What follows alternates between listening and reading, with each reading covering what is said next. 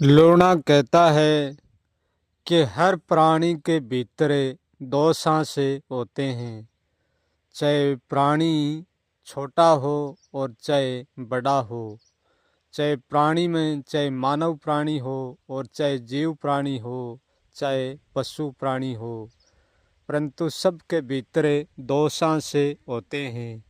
अकेला सांस कुछ भी नहीं कर सकता, इसलिए हर प्राणी के अंदर दो सांसें होते हैं। एक सांस आने का होता है और एक सांस जाने का होता है, परंतु एक सांस जो आने वाला है और दूसरा सांस जाने वाला है, परंतु वो दो होकर भी एक भी होता है। जब बच्चा 9-10 मास गर्भ से इस संसार में बाहर आता है, तब जो प्रथम सांस धारण करता है, एक सांस तो वो सांस होता है और दूसरा सांस अंतिम सांस होता है। जो मृत्यु की घड़ी करीब आती है, हमारे सांस की गति छोटी होती जाती है, हमारे जीवन की गति दिन दिन छोटी होती जाती है।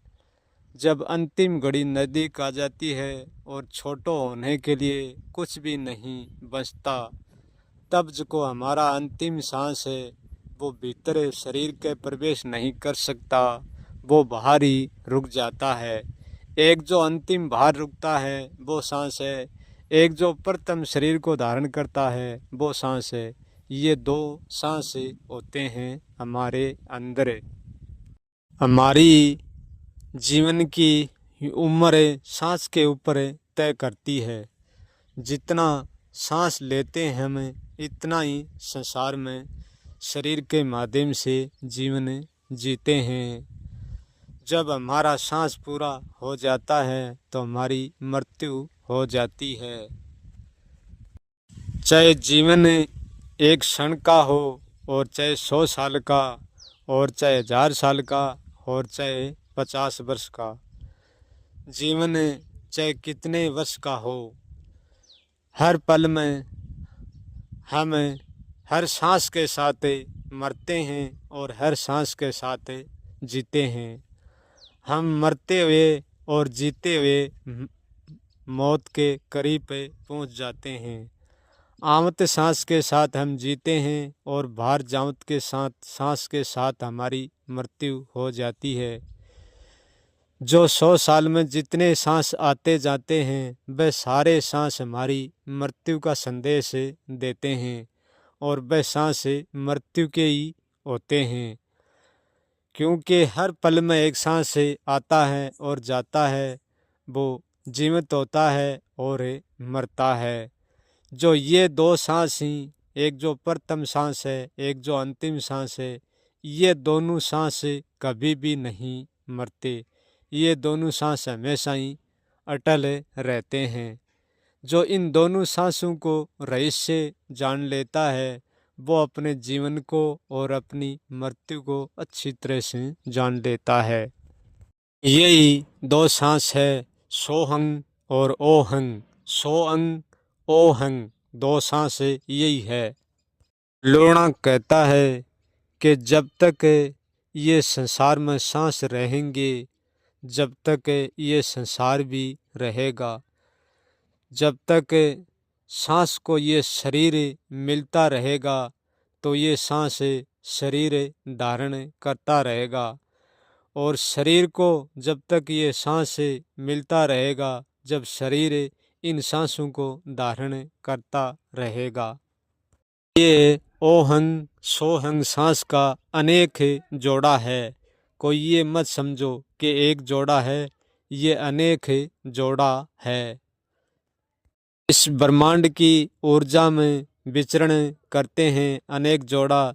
जब भी उनको शरीर मिलता है, तुरंत शरीर में प्रवेश कर लेते हैं, और शरीर को जब सांस मिलता है तो तुरंत ही वो शरीर 9-10 मास गर्भ से बाहर आ जाता है। ये सांस रूपी बीज का जोड़ा है, और ये शरीर भी एक बीज है। जब तक ये सांस रूपी बीज और ये शरीर रूपी बीज चलता रहेगा, जब तक ये संसार भी चलता रहेगा। ये संसार बिल्कुल कभी नहीं मिटता, इनमें कुछ न कुछ शेष रह ही जाता है। चाहे कितना ही प्रलय क्यों ना हो, फिर भी कुछ न कुछ तो शेष रह जाता है। जो हर सांस के साथ जीने वाला व्यक्ति है, वो तो मृत्यु के साथ ही समाप्त हो जाता है, परंतु उनका सांस कभी समाप्त नहीं होता। ये सांस फिर से चौड़ा धारण कर लेता है। ये सांस विचार रूपी सांस है, ये सांस रूपी विचार है। विचार और सांस एक ही सिक्के के दो पहलू है। व्यक्ति का मन तो मर जाता है, परंतु ये सांस कभी नहीं मरता और विचार कभी नहीं मरता।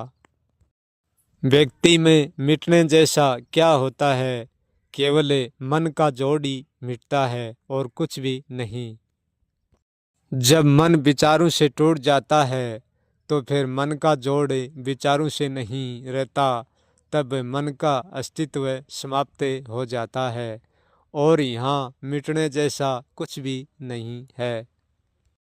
इस सांस को कोई भी कम आंकने की भूल मत करना। ये सांस, ये विचार, ये दोनों सब कुछ यहाँ का है, क्योंकि ये संसार सांस से और विचार से ही चलता है। क्योंकि मृत्यु जो आता है और जो जाता है उसकी होती है।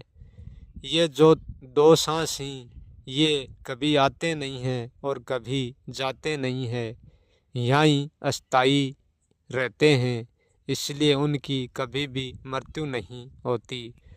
क्योंकि जो आते जाते हैं वो तो हमारे शरीर के अंदर तुरंत ही मरते हैं और तुरंत ही जीवन धारण करते हैं।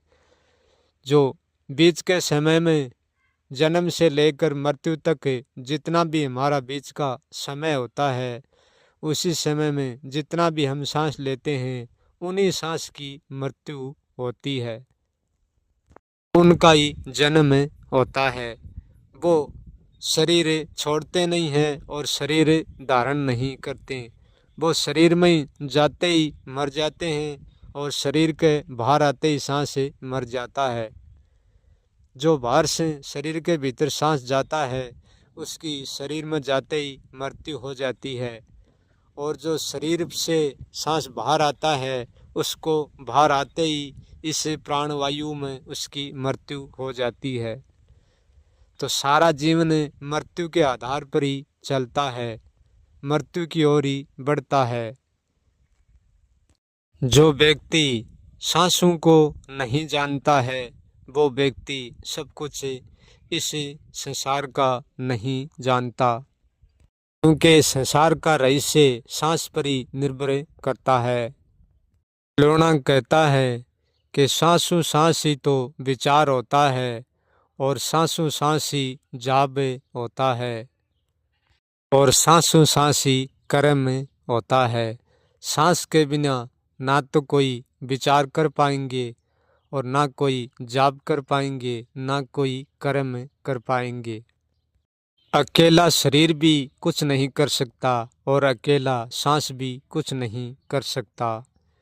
इसलिए जब शरीर और सांस दोनों एक साथ हो जाते हैं, तभी विचार करते हैं और तभी कर्म करते हैं और तभी जप तप करते हैं। मैं उसी जप की और उसी तप की बात नहीं करता हूँ जो एकांत में बैठ के किसी के नाम का जप करते हैं, उस जप की बात नहीं करता हूँ। मैं उस जप की बात करता हूँ जो हर पल सांसों सांस जप चलता है, सोते जब चलता है, बैठते जब चलता है, कर्म करते जब चलता है, बात करते भी जब चलता है, तप करते भी जब चलता है। हर कर्म में, हर विचार में, हर सांस में जप तप सब कुछ चलते हैं। मैं उस जप की बात करता हूँ। हर वाणी में, हर मौन में, हर सच्चाई में, हर असच्चाई में जो जप चलता है, मैं उस जप की बात करता हूँ। वो जप कर भी अजपा है और अजपा होकर भी जप है। द्रोणा कहता है कि सबसे श्रेष्ठ जागृति, सरल जागृति सांसों के माध्यम से ही होती है। सपना भी सांसों के माध्यम से चलता है और जागृति सांसों के माध्यम से, और सचोपती भी सांसों के माध्यम से चलती है और तुरयी सांसों के माध्यम से। हम जागृति में जितना कर्म करते हैं इतना ही वो कम होता है।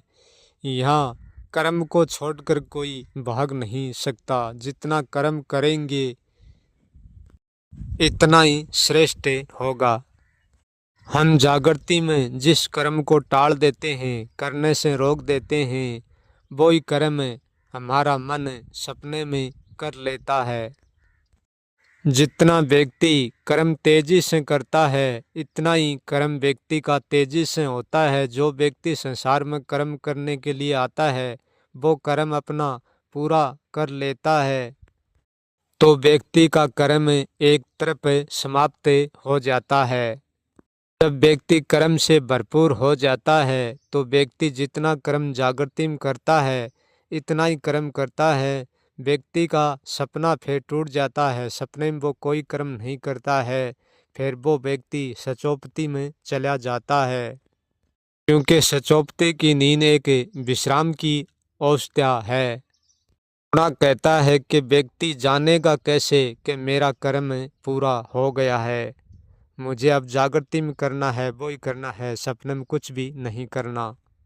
जिस व्यक्ति का मन सपने में स्थिर हो जाता है और कुछ भी नहीं करता है तो उस व्यक्ति को जान लेना कि मैं जो जागृति में करता हूँ उतना ही कर्म शेष बचा है, मेरे सपने का कर्म पूरा हो गया है। और कर्म में ज्ञान और अज्ञान का कोई लेना देना नहीं है। इस कर्म से ज्ञानी भी मुक्त हो सकता है और अज्ञानी भी मुक्त हो सकता है। सचोपती की नींद में अज्ञानी भी जा सकता है और ज्ञानी भी जा सकता है। भलाई ज्ञानी जानता हो अज्ञानी नहीं जानता हो, परंतु वो सपने कर्म से जब मुक्त हो जाता है, सचोपती में जाता है, तो उन्हीं के लिए जागृति का कर्म शेष रह जाता है। उनके कर्म को ज्ञान अज्ञान से लेना देना नहीं है। ज्ञान अज्ञान तो एक धारणा की दशा है, एक भाव की दशा है, एक मान्यता की दशा है, सोचन शक्ति का प्रभाव है ज्ञान अज्ञान। जो सचोपती की नींद है वह शांति का राह दिखाती है, सहज समाधि का शून्य का राह दिखाती है। जो सपने से मुक्त हो जाता है समझो वो एक करनी से मुक्त हो गया। हम जो जागृति में देखते हैं वही सपना है और हम नींद में देखते हैं वही सपना है। जिस व्यक्ति का दोनों तरफ से सपना टूट जाता है, जागृति का और सपना, नींद का सपना टूट जाता है, वो सोकर भी नहीं सोता है, वो जागकर भी नहीं जागता, सब कुछ करके भी कोई कर्म नहीं करता। कर्म उनको करता है, वो कर्म को नहीं करता। कर्म उनके साथ अपने आप करके गठित होता है। इस व्यक्ति ने ये जान लिया कि दिन रात का दोनों सपना है तो वो पूरी सच्चाई को जान लेता है। कर्म में सब कुछ आ जाता है, कर्म में कुछ भी नहीं बचता। सब कुछ जानना भी कर्म है, मौन भी कर्म है, ध्यान भी कर्म है, वाणी भी कर्म है, विचार भी कर्म है, सोचना भी कर्म है, काम भी कर्म है, भोग भी कर्म है, त्याग भी कर्म है, चलना उठना बैठना फिरना गाना बजाना मानना न मानना ये सब कर्म है। छोड़ना सांस लेना ये भी कर्म है, देखना न देखना ये भी कर्म है, खाना न खाना, जागना न जागना, सोना न सोना ये भी कर्म है, होना या न होना ये भी कर्म है। जो कर्ता में आता है वो भी कर्म है और जो अकर्ता में आता है वो भी कर्म है। कि हम कुछ भी करेंगे वो कर्ता में है और हम कुछ भी नहीं करेंगे वो अकर्ता में है। करने के भाव में है वो कर्ता में है, जो कुछ भी नहीं करने के भाव में है वो अकर्ता है, परंतु फिर भी वो भी कर्म का कर्म ही है। कर्ता है कर्ता का दोनों पहलू जुड़कर ही कर्म होता है। अकेला कर्ता भी कुछ नहीं कर सकता और अकेला अकर्ता भी कुछ नहीं कर सकता। इसलिए कर्म से कोई मत भागो, जितना कर्म तेजी से करोगा तो इस संसार से पार हो सकते हो। यहाँ हर व्यक्ति का जन्म ही इसलिए होता है कर्म करने के लिए और कर्म न करने के लिए। कर्म सब कुछ भी है और कर्म कुछ भी नहीं है।